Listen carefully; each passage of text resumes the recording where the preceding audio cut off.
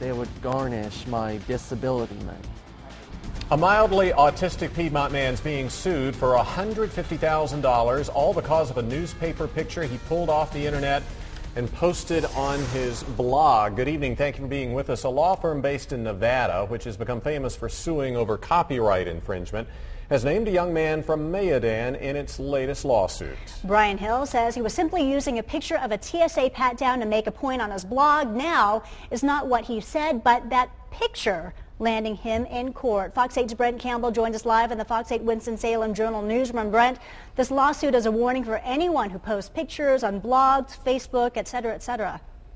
Yeah, Julie, this lawsuit is definitely drawing some attention to current copyright laws. You know, every day people go on Facebook or MySpace or whatever it may be and post pictures or video, not aware at times of whether or not that is copyright protected. But if that picture isn't yours and you post it without permission, well, you could end up like Brian Hill and find that you are having to be forced to defend yourself.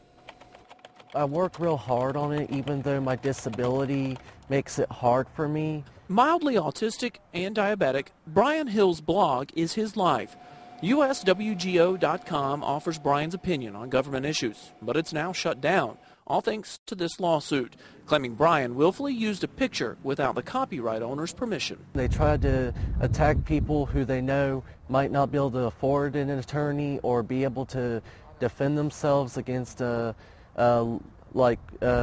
high-ranking lawyers. Las Vegas-based law firm RightHaven LLC targets unauthorized use of news content, and Brian's suit is one of 32 focused just on the use of a Denver Post picture showing an airport pat-down, a picture Brian claims he didn't know was copyright protected.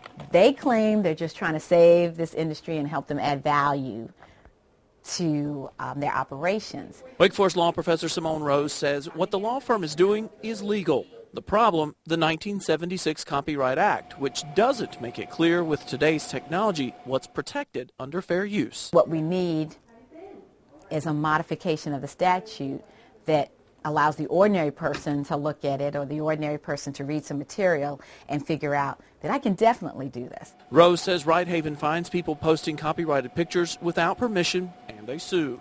Often the defendants like Brian can't afford a court battle, so when a settlement fee is offered, it's cheaper to just pay it, rather than let the courts decide if these unauthorized posts really harm the newspapers. Is it fair? Probably not in the universe of fair use, because one could argue that preventing the average person from bringing the fair use defense is actually giving the copyright owner more than it was entitled to under the statute. It's sort of like legal robbery, where they find loopholes. Now, we tried to contact RightHaven, but our phone calls were not returned today. Meanwhile, Brian did not accept RightHaven's offer to settle for $6,000. Instead, he is now hoping to find an attorney who will help him fight this rather large lawsuit.